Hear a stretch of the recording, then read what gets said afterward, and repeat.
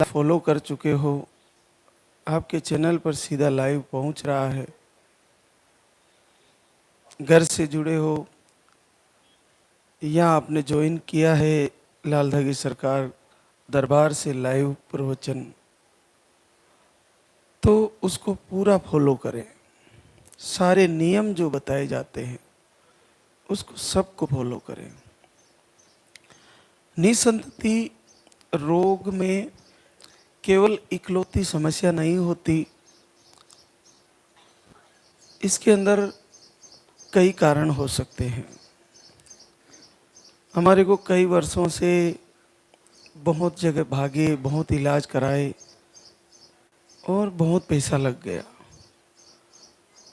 ये अति संवेदनशील रोग होता है, भावनात्मक रोग होता है। इसमें आदमी और बहनें इस हद तक दुखी होती है कि कहीं भी विश्वास करके बहुत सारा पैसा लगा देती है, कहीं भी।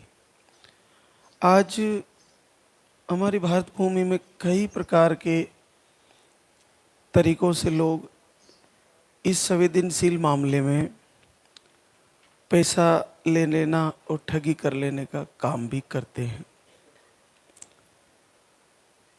और इस ठगी के कई जोड़े शिकार भी होते हैं।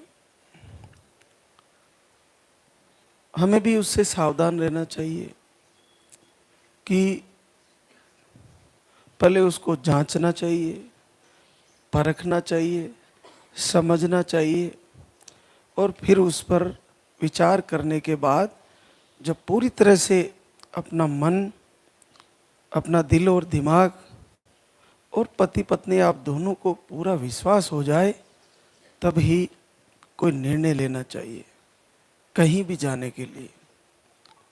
हम अचानक से निकल पड़ते हैं कहीं भी और फिर हमारे साथ ठगी हो जाती है। हम अचानक से ऑनलाइन देखा, किसी को भी पैसा डाल दिया, फिर ठगी हो जाती है। अचानक से किसी भी तंत्र विद्या के नाम से आपसे पैसा ले लिया जाए, वो ठगी हो जाती है।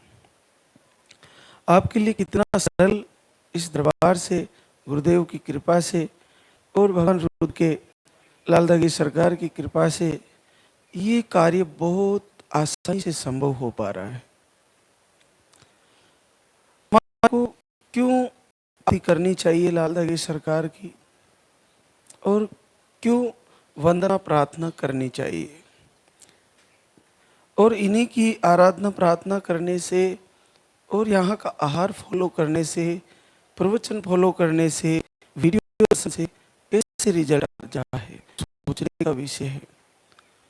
ये विचार करने की बात है कि ऐसा कैसे हो जा रहा है।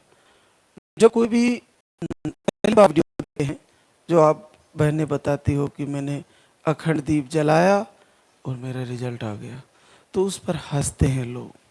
मैंने वीडियो देखा, मेरा रिजल्ट आ गया, तो उसको देखते ही एक प्रकार से ऐसा कैसे होता होगा, ये कैसे संभव है, ऐसे कई विचार आते हैं। लेकिन आप थोड़ा पीछे जाके हमारे सनातन धर्म में, सनातन धर्म का दुष्प्रचार और प्रचार प्रसार अपना अपना तरीका है सबका। साधु संतों का भी अपना है और कई बाबाओं का, सबका अपना अपना है। इस सनातन के नाम से पाखंड भी खूब चलता है। लेकिन एक विचारणीय बात है कि इस भूमि में मातृशक्ति के रूप में सबसे हृदय से और अंतरात्मा से आंसू बहाते हुए भगवान की शक्ति की आराधना किसने की, विचार करने की बात है, मातृशक्ति ने। तो मेरे हिसाब से मुझे एक दिन विचार आता है कि किसने की। तो जैसे कि आप वीडियो देखते हो, देखने के बाद फिर और देखते हो, फिर और देखते हो, फिर विचार करते हो क्या ये सही है। फिर अपने अंदर एक प्रबल इच्छा पैदा होती है कि मुझे यहाँ से संतान प्राप्त हो सकती है।